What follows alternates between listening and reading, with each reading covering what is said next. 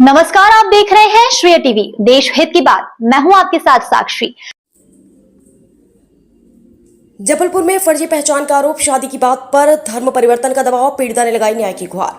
नमस्कार, आप देख रहे हैं श्रेय टीवी, देश हित की बात। मध्य प्रदेश के जबलपुर से एक ऐसा मामला सामने आया जिसने कई सवाल खड़े कर दिए हैं। एक युवती ने आरोप लगाया कि आरोपी ने अपनी पहचान छिपाकर उससे दोस्ती की, लंबे समय तक साथ रहा और जब शादी की बात आई तो धर्म परिवर्तन और निकाह का दबाव बनाने लगा।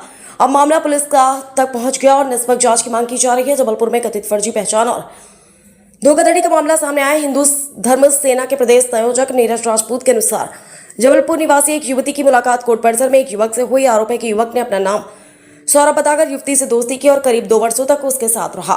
पीड़िता का आरोप है कि जब उसने विवाह की बात कही तब युवक ने अपनी वास्तविक पहचान बताई और उस पर धर्म परिवर्तन कर निकाह करने का दबाव बनाया। इतना ही नहीं, युवती का यह भी आरोप है कि मना करने पर उसने जबरन धार्मिक रीति रिवाजों का पालन करने के लिए मजबूर किया गया और मानसिक रूप से प्रताड़ित किया गया।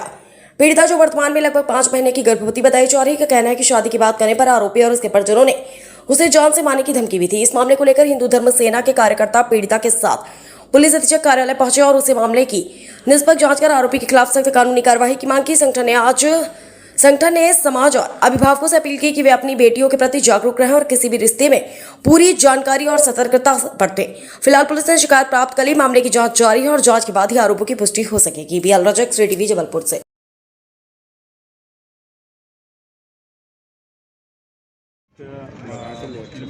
ऊपर जो है इनके द्वारा मुस्लिम युवक के खिलाफ शिकायत दी जा रही है कि इनके द्वारा जो है अपना समाज के बारे में जानकारी न देते हुए जो है इनके साथ में शारीरिक संबंध बनाए हैं। इस संबंध में शिकायत आई है और शिकायत हम त्वरित जो है निराकरण इसका करेंगे। जी, एक लव जिहाद का मामला है, क्या है? ये एक लव जिहाद का विषय आया था जो डिस्ट्रिक्ट कोर्ट में हमारे न्यायालय के अंदर 3 नंबर गेट के बाहर ये लड़का लड़की को पकड़ा हुआ है। पहले ये किसी अंदर बैठे हुए थे और उसके बाद जब जैसे ही ये बाहर निकले, सूत्रों द्वारा हमें खबर लगी कि लड़की जो है वो राजस्थान से है और लड़का जो है यहीं भेड़ा घाट का है। लड़की के कोई माता पिता नहीं है, किसी को कुछ भी नहीं पता है। लड़की को, हमें आशंका है कि लड़की को वहाँ से अगवा करके यहाँ लाया गया और जो लड़का है वो अपने माता पिता के साथ यहाँ पे आया था। किसी के माध्यम से वो शादी करने जा रहे थे। इनको कोई काजी, तथाकथित कोई काजी था इनका, जो इनको लेने आ रहा था और ले आके कहीं पे इनका निकाह पढ़वाया जा रहा था। पहली चीज़ तो ये कि लड़की हिंदू है। जब आपके कानून में ही नहीं लिखा, पर्सनल लॉ में नहीं लिखा कि किसी भी हिंदू लड़की से कोई भी मुस्लिम युवक शादी करे, हिंदू मूर्ति पूजन करने वाली लड़की और अग्नि पूजन करने वाली लड़की से, तो फिर आप ये सब कुकृत्य कर क्यों रहे हैं? इनको वहाँ पे राष्ट्रीय बजरंग दल की टीम द्वारा दबोचा गया। दबोच के इनको ओमती पुलिस के हवाले किया गया है। आगे कार्रवाई को जांच में लिया गया है, सच सामने आएगा। मैं एडवोकेट सोहराब से कम 2 साल 2.5 साल से परिचित हूँ। तो ये 2024-25 में आई है उनको, उन्होंने अपना प्रस्ताव रखा शादी का। मैंने उनसे समय मांगा, फिर मेरे पीछे पड़ गए और मैंने अपनी परिस्थितियाँ पहले ही बता दी थी। मेरी बहुत सारी चीज़ें हैं, उन्होंने सब एक्सेप्ट करके अपनी शादी का प्रस्ताव रखा। शादी नहीं की उन्होंने और दूसरी जगह मैं बाहर थी, तब उन्होंने अपनी शादी नहीं कर ली। उनके घर परिवार, उनकी पत्नी के माँ बाप, भाई, यहाँ तक कि सोहराब की फैमिली, एडवोकेट है जो, उनकी फैमिली को भी सब कुछ पता था क्योंकि मेरा उनके घर आना जाना था, उनका भी मेरे यहाँ आना जाना था। स्टाफ में भी सबको पता था। और अब जब क्योंकि मेरा 5 मंथ चल रहा है तो उन्होंने बोला कि नहीं, शांत रहना, चुप रहना, कुछ नहीं करना, मैं साथ दूंगा, परेशान मत होना, बीवी से तलाक लूँगा।